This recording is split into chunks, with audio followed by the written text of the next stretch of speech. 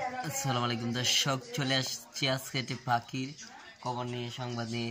দেখেন পাখিটা কিন্তু বিকালবেলা, পাখিটা কিন্তু এখন ভাত খেয়েছে কিছুক্ষণ আগে। এখন আমরা পানি দেবো, পাখিরে পানি খাওয়াবো মধ্যে। এখন আমরা দর্শক এখানে পানি দেওয়া হবে পাখির জন্য।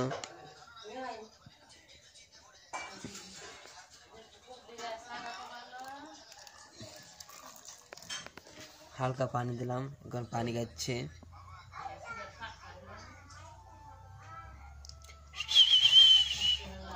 রাজু রাজু রাজু খাচ্ছ খাচ্ছ খাচ্ছ রাজু রাজু রাজু